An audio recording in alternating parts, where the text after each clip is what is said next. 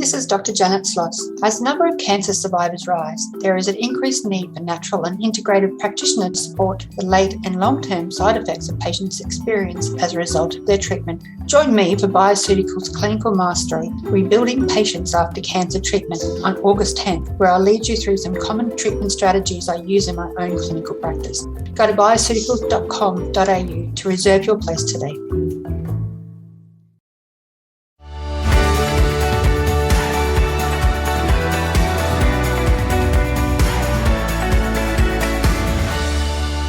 This is FX Medicine, bringing you the latest in evidence-based, integrative, functional and complementary medicine. I'm Dr. Damien Christoph, a Melbourne-based chiropractor and naturopath, and joining us on the line today is Dr. Wayne Todd.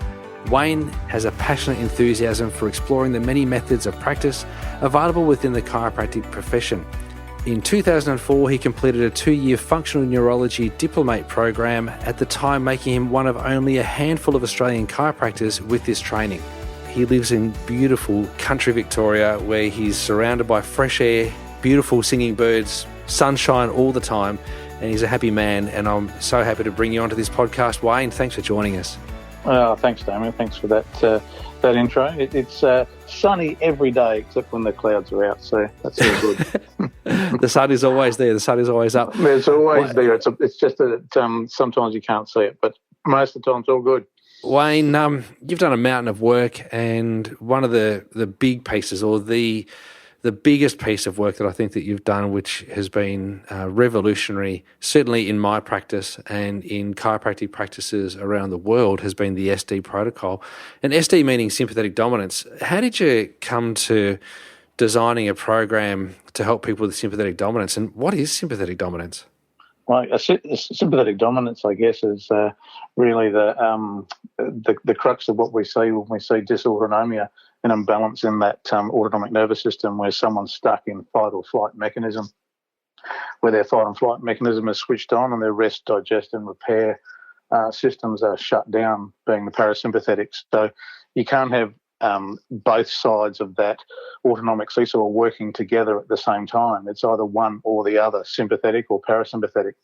Mm-hmm. And increasingly today we're seeing more and more people who are stuck in that fight and flight mechanism, where that sympathetic nervous system is just switched on to keep them safe and protected, which is good in short bursts, but when it stays locked on, it's really, compromising all those other good systems in our body, our digestive system, our reproductive system, our immune system, and our ability to get a good night's sleep and rest.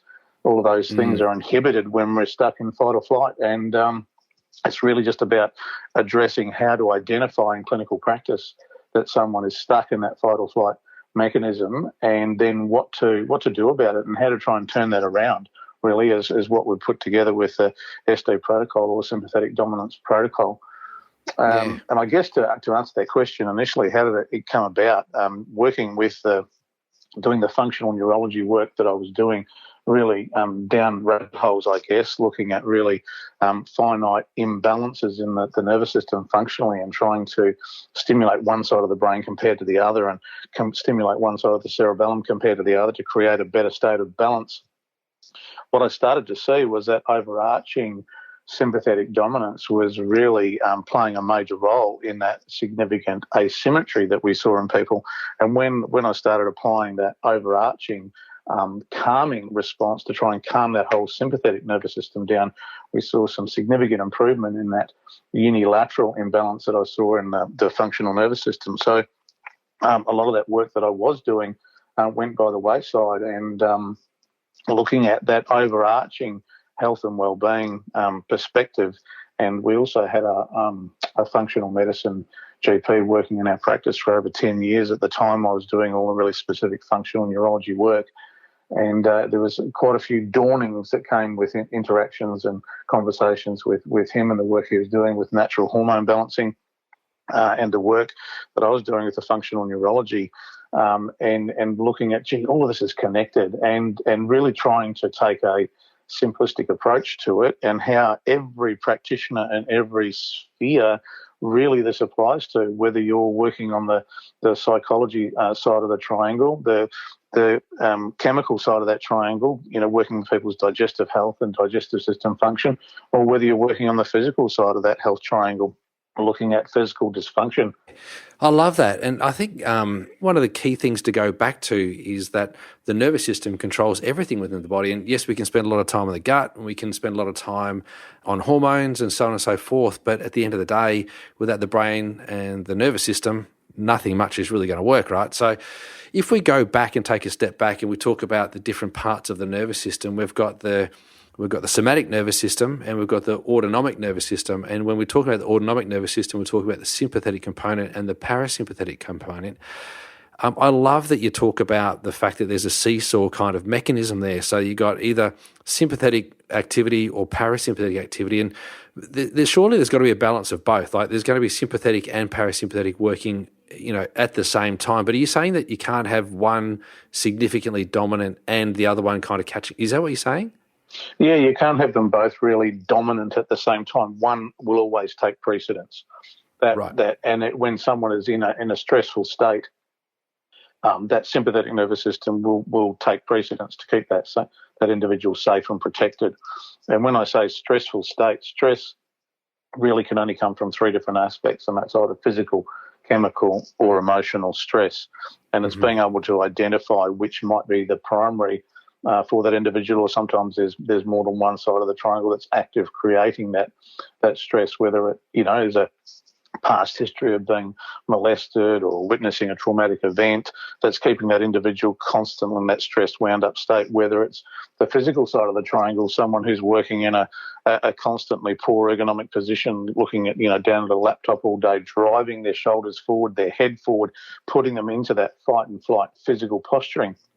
That whole fight and flight physical posturing will then shut down the digestive system, shut down the reproductive system, shut down the immune system. So it's looking at what is the predominant stress, and if, where did it start, the chicken or the egg situation, and as that whole sympathetic nervous system is constantly cranked up, then you've got, if you look at the digestive system, you've got reduced enteric blood flow and also reduced enteric neurological activation when someone's in fight or flight status. So that long-standing suppression of digestive system will cause poorly functioning digestive system cells. So if you look particularly at that single cell layer lining of the digestive system tract, that gut membrane, that when those cells are replacing themselves on an ongoing basis, and if you've got poor nerves function and poor blood flow, then you're not going to get nice robust cells forming, and then you end up with a leaky gut membrane, which creates inflammatory process within that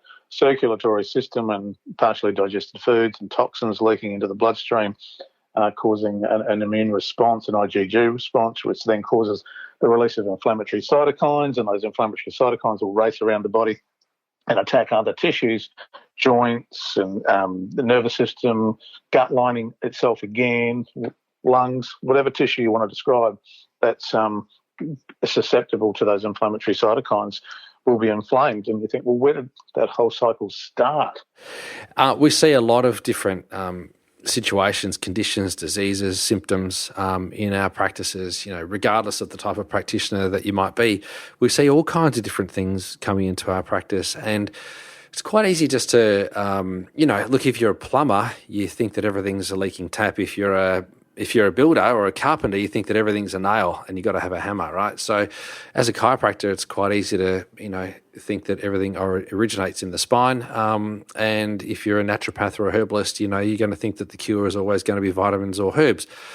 In this sort of situation, I would have thought that it's quite important for us to kind of be able to effectively diagnose sympathetic dominance and certainly come to a point where we understand what's actually going on. So yes, they'll come with a group of symptoms, but how do we determine that sympathetic dominance actually exists in somebody?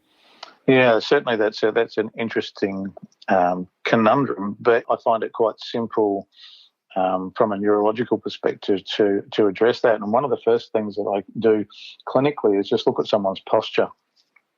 So if we look at a lateral postural view of someone when they're standing and we dropped a plumb line down, it should pass through their ear, the point of their shoulder, their hip, their knee and their ankle for someone to be in a nice neutral alignment. And when someone's in a fight or flight posture, we will see their head drop forward of that centre gravity line. So for every centimetre that the head moves forward of that centre gravity line, the head doubles in weight.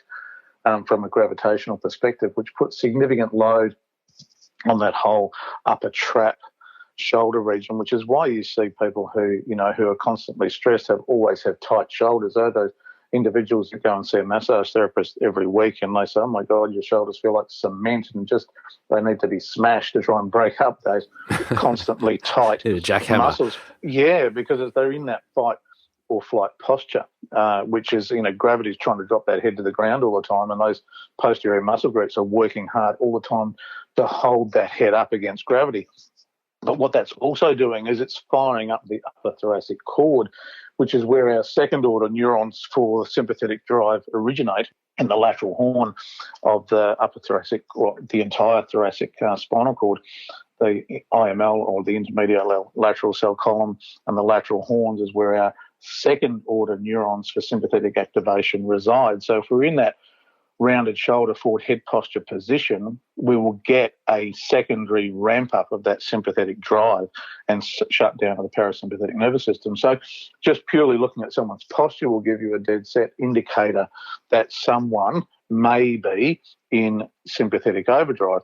And so I would ask, when I see someone in that posture, ask them a series of quite simple clinical questions, which the more of these that they would answer yes to would give you an indication that they may well be in that fight or flight sympathetic dominance status.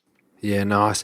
So kind of you're starting with a questionnaire and more inquiry around symptoms and almost like a syndrome. So it's more like the sympathetic dominant syndrome is kind of where you're coming at it from. Yeah. Do you want me to read some of those symptoms that someone might have? Yeah, do that. Sympathetic dominance. Yeah. So I would say to the individual, do you get shoulder and neck muscle tightness? Are you sensitive to light? Are you sensitive to sound? And those two things would need to be on high alert when you're in that fight and flight mechanism. You're sensitive to light, sensitive to sound. Do you sleep lightly? Do you have vivid dreams? Do you get digestive upsets like bloating, constipation, diarrhea? Do you have elevated blood pressure? Do you feel tired regularly? Do you feel cold? Do you have difficulty losing weight? All associated with an underactive thyroid, which is associated with that whole sympathetic dominance as well. Do you crave sugar and salt? Hormonal imbalances, particularly estrogen dominance, gallbladder dysfunction, uterine fibroids, irritability, headaches, hair loss, thyroid imbalance, polycystic ovarian syndrome, water retention, anxiety or depression. How many of those things would you tick? And often when you pick someone who's in a state of sympathetic dominance, by the time you've got through that list, they have tears streaming down their face. And they're more sympathetically charged. Yeah, how do you know all that about me? Because those are, classic symptoms that you would see when someone is in that fight and flight constant status. There are other clinical things that you would look at. For instance, pupil size is a really good indication of acute or chronic sympathetic wind-up as well. So we would look at those clinical indicators and knowing what nuclei drive that response. In the early stages of sympathetic dominance, we would see quite dilated pupils. In a chronic sympathetically dominant individual, we would see pinprick pupils, and that is purely because the Edinger-Westphal nucleus, which sits in the mesencephalon, the brainstem area, which is the powerhouse of sympathetic drive, that kicks in and creates a pupil constriction, which will actually protect that retina from long-term damage if the sympathetics are constantly wound up, forcing them to be dilated initially. So it's a protective mechanism for the retina that kicks in with long-standing sympathetic wind-up. Also those pinprick pupils. So those, there's a few clinical tips that I would look for, and in the historical questions in a questionnaire will give you a fairly good confirmation that someone is in that state of sympathetic dominance.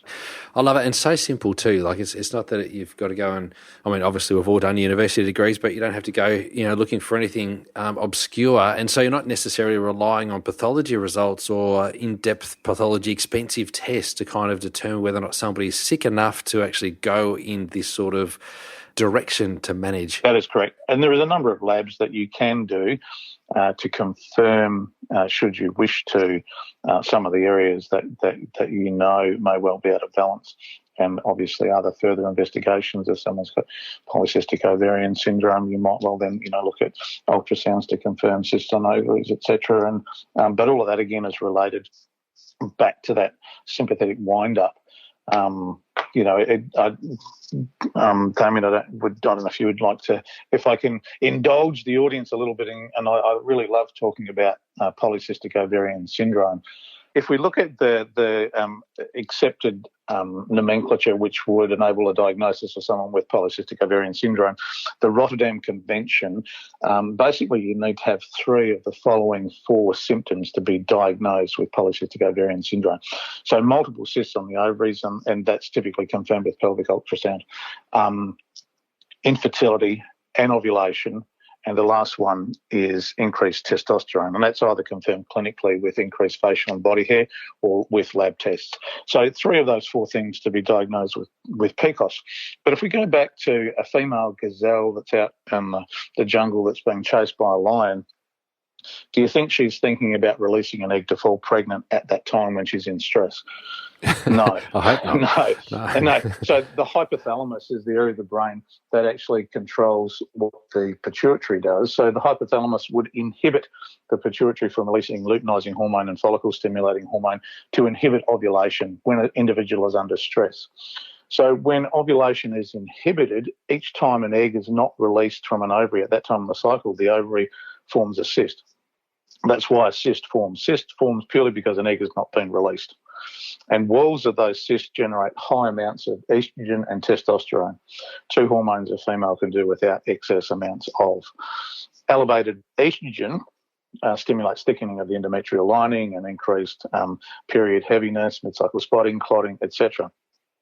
But elevated estrogen also inhibits thyroid function because estrogen and thyroxine bind to exactly the same receptor sites on cells. So within the body. So if you imagine a cell to have angled car parks around the outside, if you've got high estrogen, all those car parks are taken up with estrogen. So then thyroxine and circulation can't bind and attach to cells. So you get a relative clinical underactive thyroid.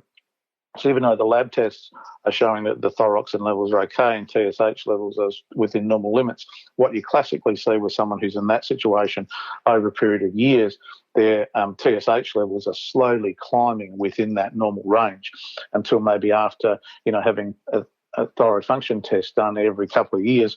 After 10 years, they go, oh, now you've got an underactive thyroid. But when you actually look back over the historical lab tests, you're seeing that TSH slowly climbing through the normal range purely because they've had long-standing estrogen dominance inhibiting thyroid function, and then the brain's going, come on, and the pituitary, we need more thyroxine, so TSH is slowly climbing over a period of time. But there's the connection with thyroid function and stress response. But that gazelle, when she's being chased, she's not thinking about releasing an egg, but it has that significant flow-on effect and impact within the body physically, because also high estrogen levels is another known inhibitor to digestive system function and gastric motility, and also increasing biliary stasis is associated with estrogen dominance as well. So hence gallbladder connection. So it's common, if I walk into a room, I see a new patient who's got a thyroidectomy scar on the front of their neck. I say, oh, you've had your gallbladder removed and you've had a hysterectomy, have you? And they'll say, how do you know that? And I'll go, from the scar on your neck. And they'll go, no, that's where I had my thyroid removed, not my uterus and my gallbladder. And I go, yeah, I know that. But that would have been third in the triad. First, you would have had your gallbladder removed. Then you ended up with heavy cycles and fibroids and ended up with a hysterectomy. And then your thyroid was the third in the triad to fall over. So those things are common. And I guess that long term in practice, knowing what I know now, helping people through those processes over 35 years. I didn't know any of this stuff, 15, 20 odd years ago and prior to that. So seeing all these things unfolding with people, not knowing that they were all connected. And now it's really quite refreshing. I've seen that before. Oh, yeah, my goodness, that was that individual now. So when you see someone who's gone through that, you know why that happened, but more importantly, when you see someone younger, you know what you can do to help prevent those potential cycles from occurring. It's really quite powerful stuff. Yeah, totally. And I love that you could consider that you're looking for these sorts of signs and symptoms in somebody younger. Obviously, not everyone who's had a thyroidectomy has also had their gallbladder taken out and a hysterectomy, but that is definitely something that you might actually go, I could look into that, because people who are presenting with these sorts of symptoms and diseases could also have these concomitant, disease processes also going on, and it's worth considering, of course. And so we are seeing a lot of people being diagnosed with thyroid disease these days. Now, I'm dubious and I'm doubtful as to whether or not the epidemic of thyroid disease is as big as what it appears to be, and I wonder whether or not that's just maybe we're barking at shadows. Potentially, we could be looking at sympathetic dominance, but maybe we're looking for sympathetic dominance because we're chiropractors, but. Obviously, the SD protocol or sympathetic dominance can be managed through multiple channels, and of course, chiropractic is part of that. How else would another practitioner come into the sympathetic dominance space? So how does a naturopath come into the sympathetic dominance space? How does a psychologist or an exercise phys come into this space? An exercise physiologist, there's particular exercises that will be really important for someone who's in a state of sympathetic dominance. For instance, we would not want them to be working on their anterior muscle groups above T6, so the upper half of their body. We really want them to be focusing on stretching those muscles in the anterior half and toning the muscles in the posterior half, and vice versa for the lower half of the body, because we don't want to be driving that whole fight and flight posture.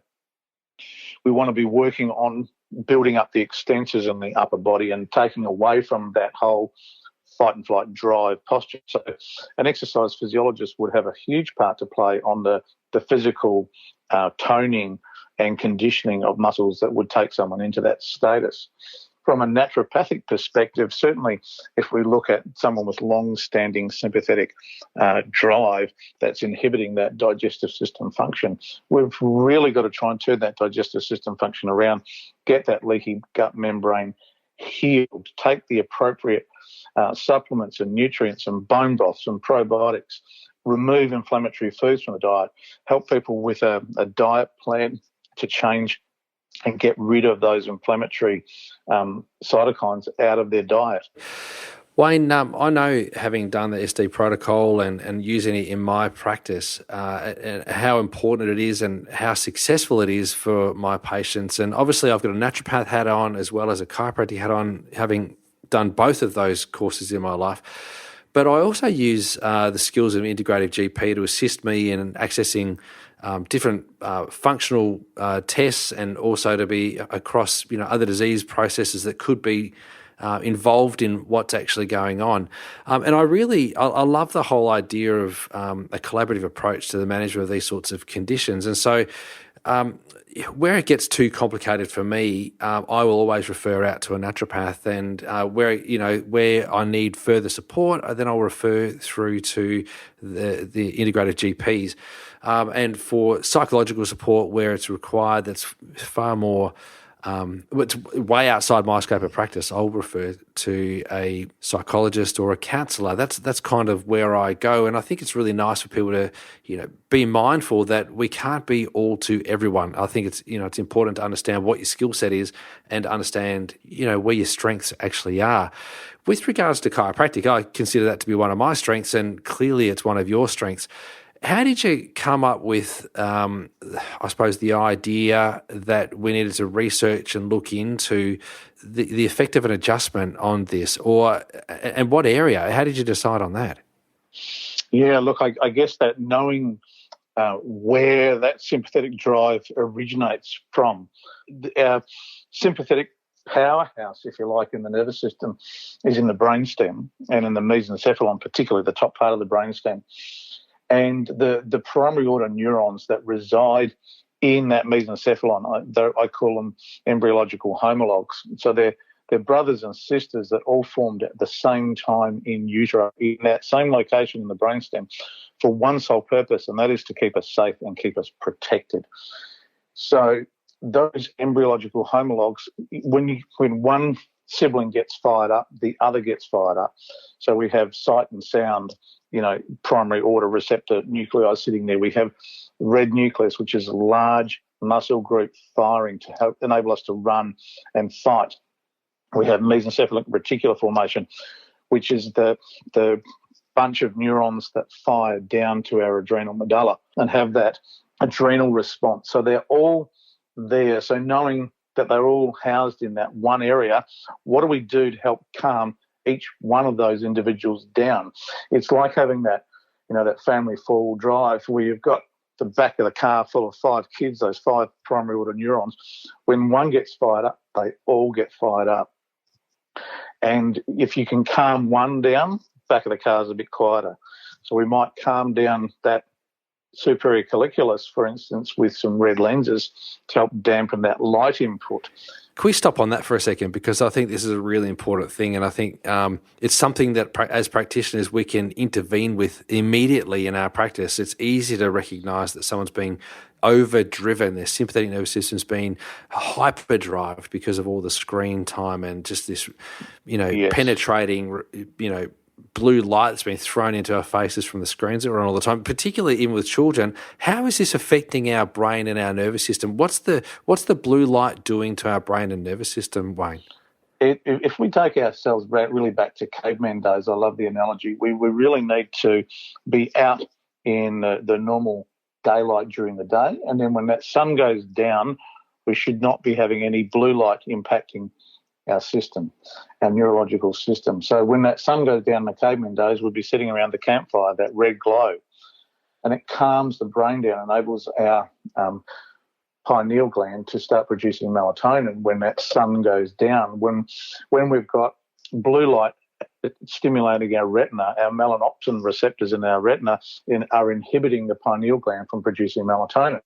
But when the sun goes down, we're bombarded with blue light coming out of televisions, telephones, computers, laptops, LED lights, halogen lights, blue light all around us. And then we wonder why people can't sleep, because they haven't had that melatonin production occurring because we've had all this artificial blue light bombarding our nervous system.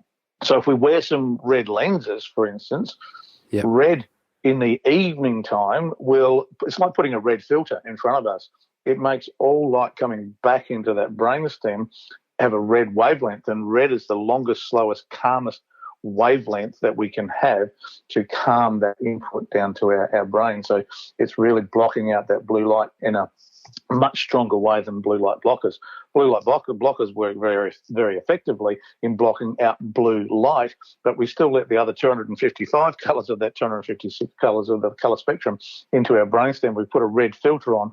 It blocks the other wavelengths out and just allows that red, long, slow, calm wavelength. So that's one of the things that we do with a ST protocol is get people to wear some red lenses in the evening when they're in some lower lit environment. It's a simple tool.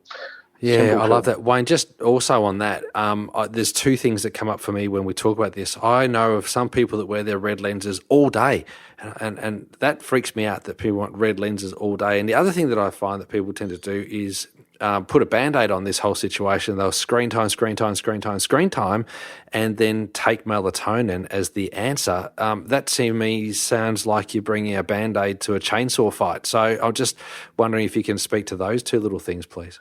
Yeah, absolutely. So I don't encourage red lenses during the day. During the day, if we take ourselves back to cavemen, back to basics, which is how we should interact with most things in our society and the things that impact our health, back to basics. So we don't want to be blocking out that blue light during the day. It's necessary to be inhibiting melatonin production during the day because we want that hit at night when the sun goes down. So the red lenses during the day, I discourage people from doing that. Just get out and be active and be normal with regard to daylight during the day. And what was the other thing, Damien, you wanted me to address there? I just lost my train of thought. Taking melatonin as the Band-Aid. I think, absolutely. Clearly. It is. And it's certainly, you're better to take on that caveman approach rather than, someone who's constantly stressed all the time, or they're in that, stressful environment at work or at home, taking heaps of magnesium and taking heaps of withania and wearing red lenses, all of those things will help, but they're not addressing the underlying cause. You need to stop juggling that chainsaw or playing with the razor blade. They're all Band-Aids. They're all going to work, and they're going to help change that pattern. But we also need to address the underlying primary drivers of that fight and flight response. Is it physical, chemical, or emotional? So we'll talk about the people that sit, or the kids sitting in the back of the car. In that regard, just the management of that, using the red light or the red lenses, which I love. It's such a simple little intervention. There's other parts as well that you focus on, and part of that is to lie on your back on a foam roller, and it's a principle and a practice that I've really embraced, and I love it. Both Amber and I have our foam rollers, or our SD Protocol half foam rollers lying, and we lie on that and stretch out our chest muscles, and we love it. Like, it's a really great way to kind of wind down at the end of the day. How does that work? Is that just by switching off those second order neurons? Is that what we're doing there? Yeah, absolutely. You're putting your body into that neutral postural alignment and reducing that whole fight and flight wind up, and particularly reducing that upper back tension. It's a really excellent way of passively trying to realign that fight and flight posture back to a neutral posture. 15 minutes twice a day is optimal lying on a posture pole or a half foam roller. But it's also really important throughout the day to have your ergonomic setup as correct as it can be, and being put into place mindfulness with regard to your postural pattern, bringing your chest up, shoulders back, tucking your chin in. And then also, if you're doing any gym work, you want to be minimising pec decks, bench presses, push-ups, minimising all of those things that are driving your body into that whole fight and flight posture. So the posture pole or the half foam roller is an excellent tool or strategy that can be put into place to reduce that whole physical sympathetic drive. And also, I get people to do some meditation while they're on the posture pole. Kill two birds with one stone, just to switch that busyness of the brain off as well. I love that. What a great idea. Multitasking, I'm not really good at that, but that sounds like two simple things that you could easily do. So I love that. Now, from a nutritional perspective too, Wayne, there's important things to consider. Obviously, you mentioned earlier on about an inflammatory diet, winding that back, trying to find ways in which we can manage a leaky gut sort of profile that somebody might actually have. But there'll be also some nutritionals that we might be, looking to use. And in my practice, yes, we look to use nutrition where appropriate.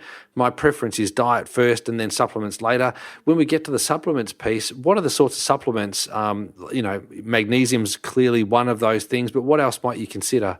Definitely magnesium, and certainly Withania is certainly very, very beneficial for helping to calm and normalise the adrenals. It's an adrenal adaptogen, so it works extremely well. But magnesium, definitely, when we're under stress, we burn magnesium like it's going out of fashion, and you can't store it either. So magnesium is certainly vital.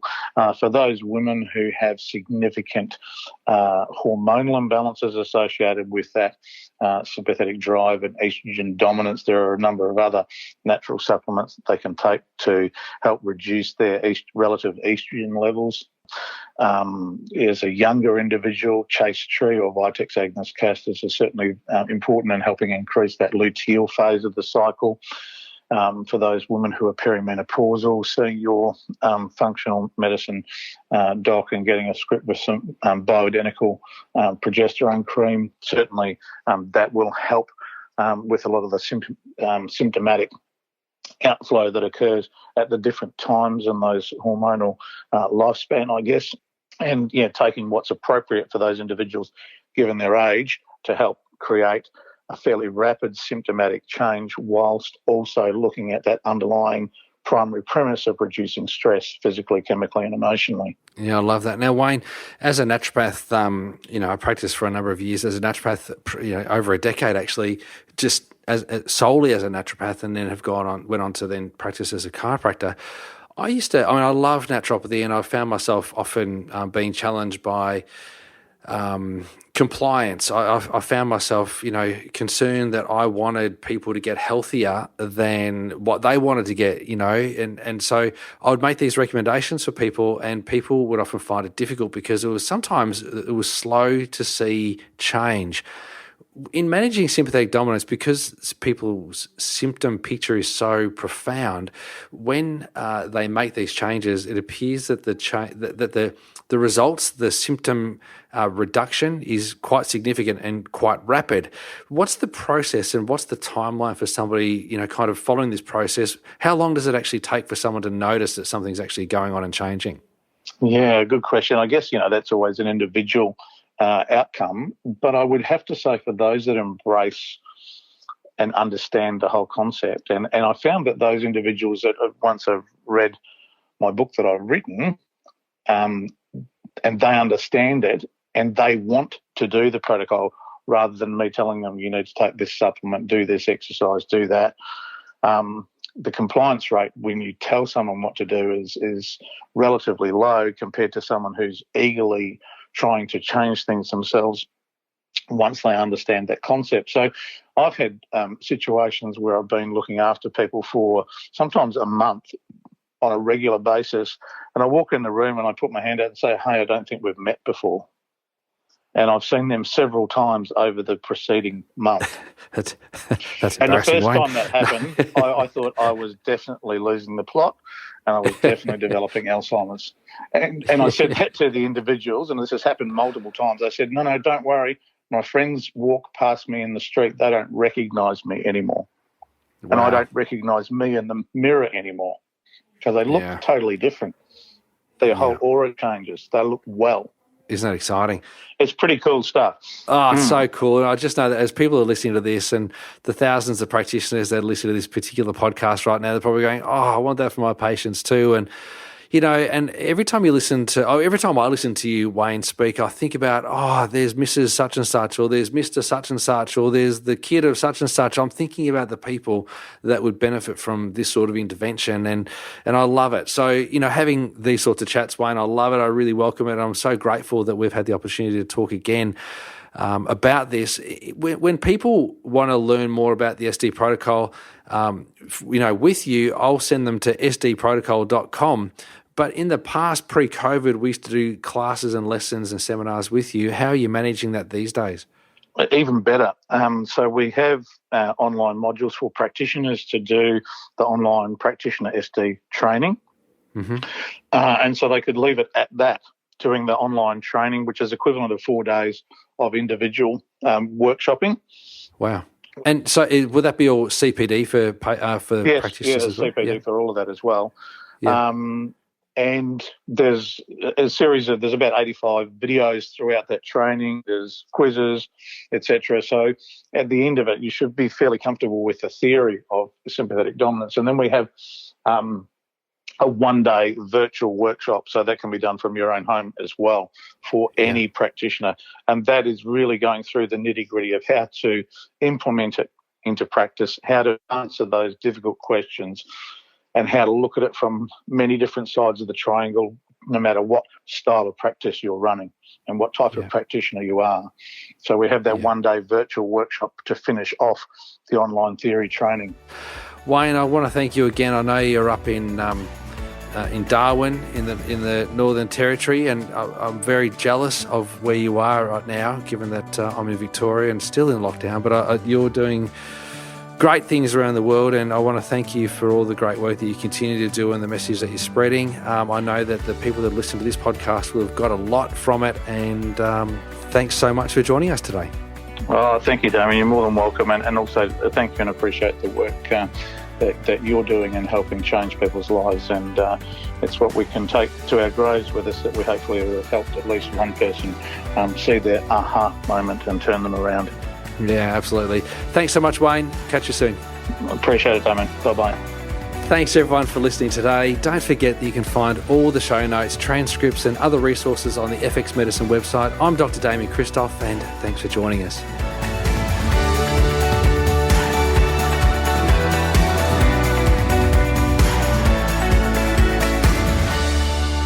This podcast is intended as healthcare practitioner education only, and it is not a substitute for medical advice, diagnosis, or treatment.